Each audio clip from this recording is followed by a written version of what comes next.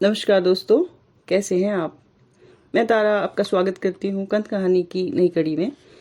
आज की कहानी मैंने ली है कृष्ण बलदेव वैद की कलम से। हिंदी के आधुनिक साहित्य में सबसे महत्वपूर्ण लेखकों में गिने जाने वाले कृष्णदेव वैद ने डायरी लेखन, कहानी और उपन्यास विधाओं के अलावा नाटक और अनुवाद के क्षेत्र में भी अद्भुत योगदान दिया है। इनका जन्म डींगा, पंजाब, पाकिस्तान में 27 जुलाई 1927 को हुआ। इन्होंने पंजाब यूनिवर्सिटी से अंग्रेजी में एमए किया और हार्वर्ड यूनिवर्सिटी से पीएचडी की उपाधि हासिल की। यह हंसराज कॉलेज दिल्ली और पंजाब विश्वविद्यालय चंडीगढ़ में अंग्रेजी साहित्य के अध्यापक रहे। उनके प्रमुख उपन्यास हैं उसका बचपन, बिमल, उफ जाएं तो जाएं कहाँ, नसरीन, दूसरा न कोई, गुजरा हुआ जमाना, काला कोलाज आदि। और उनकी प्रमुख कहानियां हैं बीच का दरवाज़ा, मेरा दुश्मन, दूसरे किनारे से लापता, आलाप, लीला, वह और मैं आदि। इसके अलावा उन्होंने कई नाटक भी लिखे। उन्हें छत्तीसगढ़ राज्य का पंडित सुंदरलाल शर्मा सम्मान और हिंदी अकादमी दिल्ली का शलाका सम्मान दिया गया। आज मैं उनकी जो कहानी सुनाने जा रही हूँ वो कहानी यूपीएससी आईएएस के हिंदी सिलेबस में शामिल है। तो शुरू करती हूँ आज की कहानी, मेरा दुश्मन। वह इस समय दूसरे कमरे में बेहोश पड़ा है। आज मैंने उसकी शराब में कोई चीज़ मिला दी थी कि खाली शराब है, शरबत की तरह गट-गट पी जाता है और उस पर कोई ख़ास असर नहीं होता। आंखों में लाल डोर से झूलने लगते हैं, माथे की शिकने पसीने में भीगकर दमक उठती हैं, होठों का जहर और उजागर हो जाता है, पर होशो हवास हमेशा कायम रहते हैं। हैरान हूं कि यह तरकीब मुझे पहले कभी क्यों नहीं सूझी। शायद सूझी भी हो और मैंने कुछ सोचकर इसे दबा दिया हो। मैं हमेशा कुछ न कुछ सोचकर कई बातों को दबा जाता हूँ। आज भी मुझे अंदेशा तो था कि वह पहले ही घूंट में जायका पहचान कर मेरी चोरी पकड़ लेगा, लेकिन गिलास खत्म होते होते उसकी आंखें बुझने लगी थी और मेरा हौसला बढ़ गया था। जी में आया था कि उसी क्षण उसकी गर्दन मरोड़ दूं, लेकिन फिर परिणाम की कल्पना से ही दिल दहल कर रह गया था। मैं समझता हूँ कि हर बुज़दिल आदमी की कल्पना बहुत तेज होती है, हमेशा उसे हर खतरे से बचा ले जाती है। फिर भी हिम्मत कर मैंने एक बार सीधे उसकी ओर देखा जरूर था। इतना भी क्या कम है। नॉर्मल हालात में भी मेरी निगाहें सहमी हुई उसके सामने इधर उधर फड़फड़ाती रहती हैं। साधारण हालत में मेरी स्थिति उसके सामने बहुत असाधारण रहती है। खैर, अब उसकी आंखें बंद हो चुकी थी और सर झूल रहा था। एक और लुढ़क कर गिर जाने से पहले उसकी बाहें दो लदी हुई ढीली टहनियों की सुस्त सी उठान के साथ मेरी ओर उठाई थी। उसे इस तरह लाचार देखकर एक बार लगा कि शायद वह दम तोड़ रहा है, लेकिन मैं जानता हूँ कि वह मूडी किसी भी पल उछलकर खड़ा हो सकता है। होश संभालने पर वह कहेगा कुछ नहीं, उसकी ताकत उसकी खामोशी में है।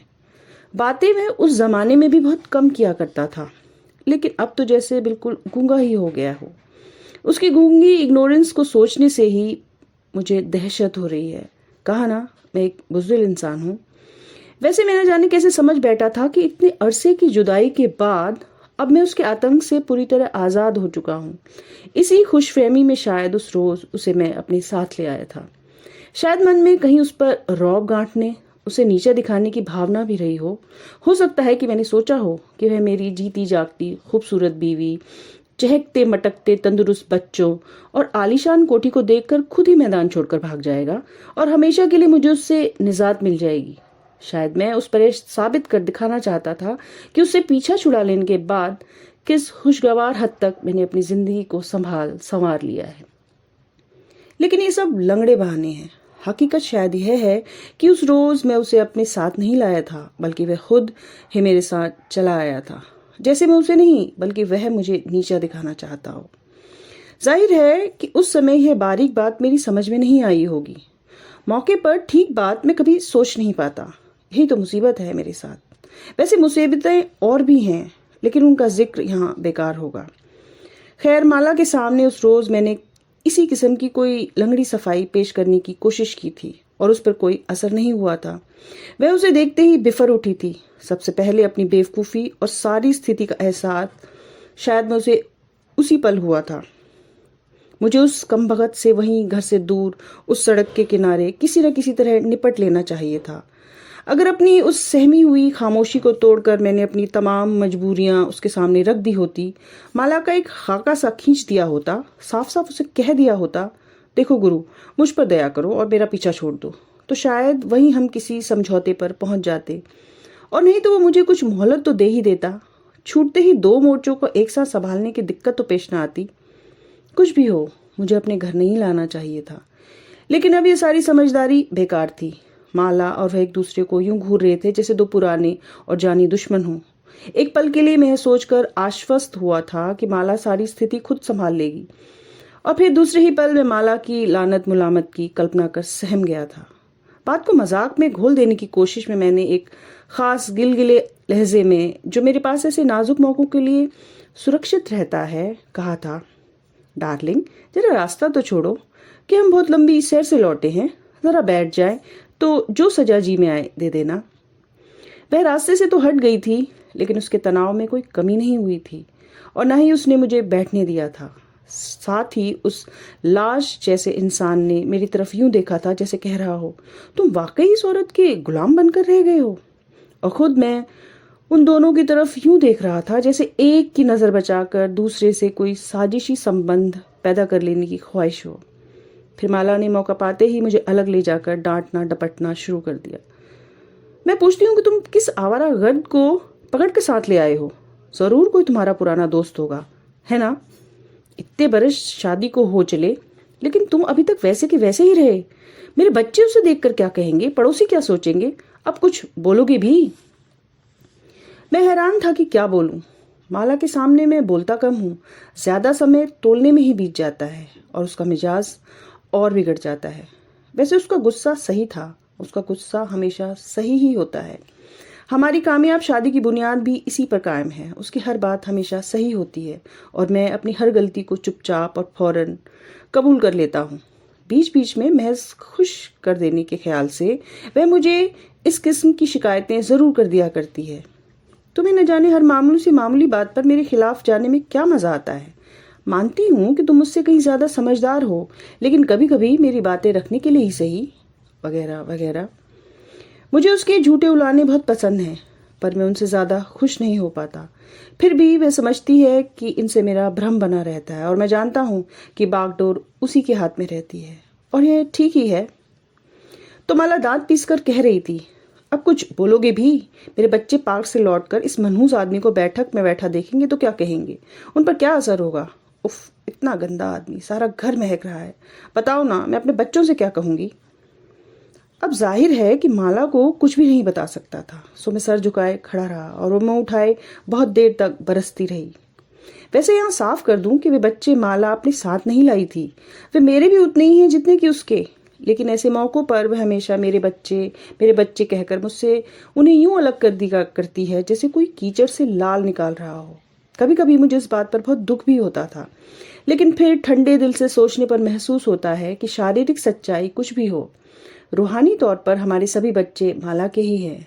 उनके रंग ढंग में मेरा हिस्सा बहुत कम है, और यह ठीक ही है, क्योंकि अगर वे मुझ पर जाते तो उन्हें भी मेरी तरह सीधा होने में न जाने कितनी देर लग जाती। मैं खुश हूँ कि उनका कानूनी और शायद जिस्मानी बाप भी हूँ। उनके लिए पैसा कमाता हूँ और दिलो जान से उनकी माँ की सेवा में दिन रात जुटा रहता हूँ। खैर, कुछ देर यूं ही सर नीचा किए खड़े रहने के बाद आखिर मैंने निहायत प्यारी आवाज में कहना शुरू किया था, अरे भाई, मैं तो इस कमबख्त को ठीक तरह से पहचानता भी नहीं। उससे दोस्ती का तो सवाल ही पैदा नहीं होता। अब अगर रास्ते में कोई आदमी मिल जाए तो न जाने मेरी इस बात का अंत क्या होता, शायद होता भी कि नहीं। लेकिन माला ने बीच में ही पांव पटक कर कह दिया, झूठ, सरासर झूठ।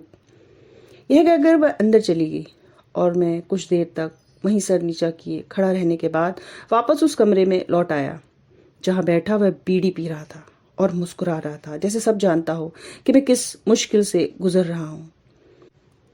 अब हुआ दरअसल यह था कि उस शाम माला से कुछ दूर अकेला घुमाने की इजाज़त मांगकर मैं यूं ही बिना मतलब घर से बाहर निकल गया था।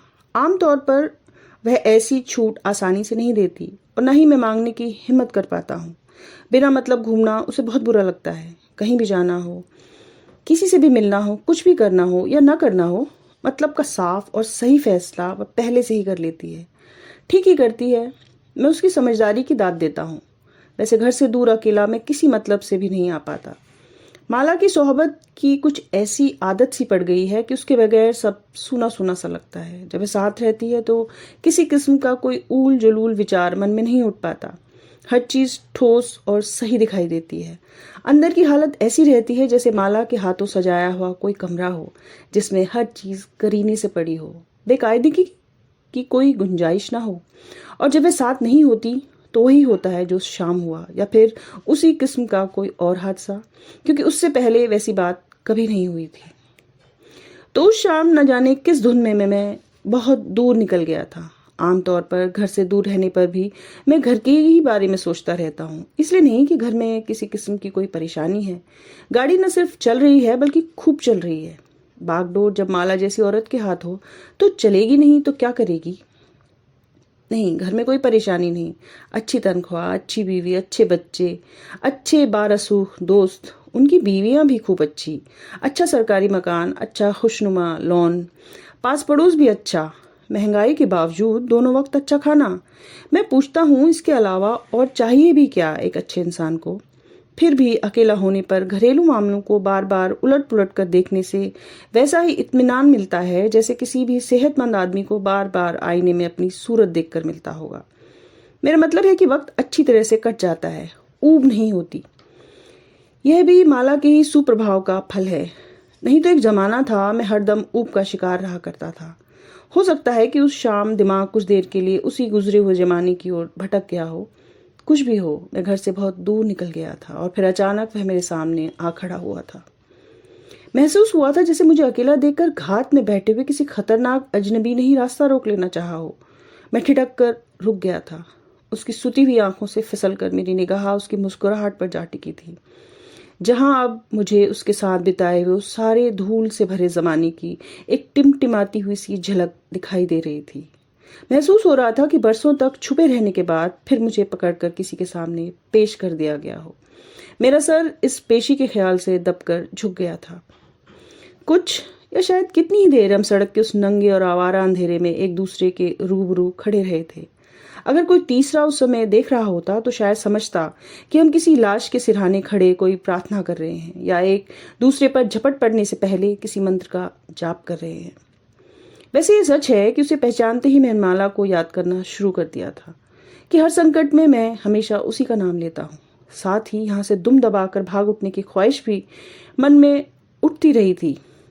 एक उड़ती हुई सी तमन्ना यह भी हुई थी कि वापस घर लौटने के बजाय चुपचाप उस कमबख्त के साथ हो लूं। जहां वे ले जाना चाहता है चला जाऊं और माला को खबर तक ना हो। इस विचार पर तब भी मैं चौंका था और अभी तक हैरान हूं, क्योंकि आखिर उसी से पीछा छुड़ाने के लिए ही तो मैंने माला की गोद में पनाह ली थी। अगर आज से कुछ बरस पहले मैंने उसके खिलाफ बगावत न की होती, लेकिन उस भागने को बगावत का नाम देकर मैं अपने आप को धोखा दे रहा हूँ, मैंने सोचा था और मेरा मुंह शर्म के मारे जल उठा था। उस हरामजादे ने जरूर मेरी सारी परेशानी को भांप लिया होगा। उससे मेरी कोई कमजोरी छिपी नहीं और उसे भागकर माला की गोद में पनाह लेने की एक बड़ी वजह यही थी, उसकी हंसी। मुझे सूखे पत्तों की खतरनाक खड़खड़ाहट सुनाई दे रही थी और उस खड़खड़ाहट में उसके साए में गुजारे हुए जमाने की बेशुमार बातें आपस में टकरा रही थी। बड़ी मुश्किल से आंख उठाकर उसकी ओर देखता। उसका हाथ मेरी तरफ बढ़ा हुआ था। कसे हुए दांतों से मैंने उसकी आंखों का सामना किया था।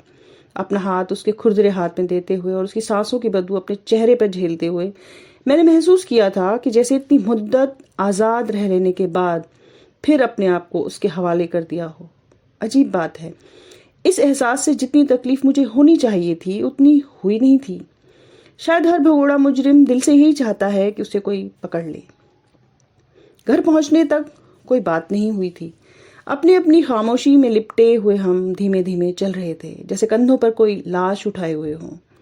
सो जब माला की डांट डपट सुन लेने के बाद मुंह बनाए मैं वापस बैठक में लौटा तो वह बदजात मजे से बीड़ी पी रहा था। एक क्षण के लिए भ्रम हुआ कि जैसे वह कमरा उसी का हो। फिर कुछ संभल कर उसे नजर मिलाए बगैर मैंने कमरे की सारी खिड़कियां खोल दी, पंखे को और तेज कर दिया, एक झुंझलाई हुई ठोकर से उसके जूतों को सोफे के नीचे धकेल दिया। रेडियो चलाना ही चाहता था कि उसकी फटी हुई हंसी सुनाई दी और मैं बेबस हो उससे दूर हटकर चुपचाप बैठ गया। जी में आया कि हाथ बांधकर उसके सामने खड़ा हो जाऊं, सारी हकीकत सुनाकर कह दूं, देखो दोस्त, अब मेरे हाल पर रहम करो और माला के आने से पहले चुपचाप यहाँ से चले जाओ, वरना नतीजा बुरा होगा। लेकिन मैंने कुछ कहा नहीं। कहा भी होता तो सिवाय एक और जहरीली हंसी के उसने मेरी अपील का कोई जवाब न दिया होता। वह बहुत जालिम है, हर बात की तह तक पहुंचने का कायल, और भावुकता से उसे सख्त नफरत है। उससे कमरे का जायजा लेते देख मैंने दबी निगाह से उसकी ओर देखना शुरू कर दिया। टांगे समेटे वह सोफे पर बैठा हुआ एक जानवर सा दिखाई दिया। उसकी हालत बहुत खस्ता दिखाई दी, लेकिन उसकी शक्ल अब भी मुझसे कुछ कुछ मिलती थी। इस विचार से मुझे कोफ्त भी हुई और एक अजीब किस्म की खुशी भी महसूस हुई। एक जमाना था जब वही एकमात्र मेरा आदर्श हुआ करता था, जब हम दोनों घंटों एक साथ घुमा करते थे, जब हमने बार बार कई नौकरियों से एक साथ इस्तीफे दिए थे, कुछ एक से एक साथ निकाले भी गए थे, जब हम अपने आप को उन तमाम लोगों से बेहतर और ऊंचा समझते थे जो पिटी पिटाई लकीरों पर चलते हुए अपनी सारी जिंदगी एक ही तरह के घर में गुजार देते हैं, बर्बाद कर देते हैं, जिनके दिमाग हमेशा उस घरौंदे की चार दीवारी में कैद रहते हैं, जिनके दिल सिर्फ अपने बच्चों की किलकारियों पर ही घूमते हैं, जिनकी बेवकूफ़ बीवियां दिन रात उन्हें तिगनी का नाच नचाती हैं और जिन्हें अपनी सफ़ेद पोशी के अलावा और किसी बात का कोई गम नहीं होता। कुछ देर में उस जमाने की याद में डूबा रहा। महसूस हुआ जैसे वो फिर उसी दुनिया में एक पैगाम लाया हो, फिर मुझे उन्हीं रोमानी वीरानों में भटका देने की कोशिश करना चाहता हो जिनसे भागकर मैंने अपने लिए एक फूलों की सेज संवार ली है और जहां मैं बहुत सुखी हूं। वह मुस्कुरा रहा था, जैसे उसने मेरे अंदर झांक लिया हो। उसे इस तरह आसानी से अपने ऊपर काबिज होते देख मैंने बात बदलने के लिए कहा, कितने रोज यहाँ ठहरोगे? उसकी हंसी से एक बार फिर हमारे घर की सजी सवारी फिजा दहक गई और मुझे खतरा हुआ कि माला उसी दम वहां पहुंचकर उसका मुंह नोच लेगी। लेकिन यह खतरा इस बात का गवाह है कि इतने बरसों की दास्ता के बावजूद मैं अभी तक माला को पहचान नहीं पाया। थोड़ी देर में वो बहुत खूबसूरत साड़ी पहने हुए मुस्कुराती इठलाती हुई हमारे सामने आ खड़ी हुई, हाथ जोड़कर बड़े दिल फरेब अंदाज में नमस्कार करती हुई बोली, आप बहुत थके हुए दिखाई देते हैं, मैंने गर्म पानी रखवा दिया है, आप वॉश कर ले तो कुछ नाश्ता खा पी कर ताज़ा दम हो जाएं। खाना तो हम लोग देर से ही खाएंगे। मैं बहुत खुश हुआ। अब मामला माला ने अपने हाथ में ले लिया था और मैं यूं ही परेशान हो रहा था। मन हुआ कि उठकर माला को चूम लूं। मैंने कनखियों से उसकी तरफ देखा। वह वाकई सहमा हुआ सा दिखाई दिया। मैंने सोचा, अब अगर वह खुद ब खुद ही ना भाग उठा तो मैं समझूंगा कि माला की सारी समझ, सीख और रूप रंग बेकार है। कितना लुत्फ आए अगर वह कमबख्त भी भाग खड़ा होने के बजाय माला के दांव में फंस जाए और फिर मैं उससे पूछूं, अब बता साले, अब बात समझ में आई? मैंने आंखें बंद कर दी और उसे माला के इर्द गिर्द नचाते हुए, उस पर फिदा होते हुए एक अजीब सी राहत का एहसास हुआ। आंखें खोली तो वह गुस्लखाने में जा चुका था और माला झुकी हुई सोफे को ठीक कर रही थी। मैंने उसकी आंखों में आंखें डालकर मुस्कुराने की कोशिश की, लेकिन फिर उसकी तनी हुई सूरत से घबराकर नजरें झुका ली। जाहिर था कि उसने अभी मुझे माफ नहीं किया था। नहाकर वह बाहर निकला तो उसने मेरे कपड़े पहने हुए थे। इस बीच माला ने बियर निकाल ली थी और उसका गिलास भरते हुए पूछ रही थी, आप खाने में मिर्च कम लेते हैं ज्यादा? मैंने बहुत मुश्किल से हंसी पर काबू किया। उस साले को तो खाना ही कब मिलता होगा। मैं सोच रहा था कि माला की होशियारी पर खुश हो रहा था। कुछ देर हम बैठे पीते रहे। माला उससे घुल मिलकर बातें करती रही, उससे छोटे छोटे सवाल पूछती रही। आपको ये शहर कैसा लगा? बियर ठंडी तो है ना? अब अपना सामान कहाँ छोड़ाए?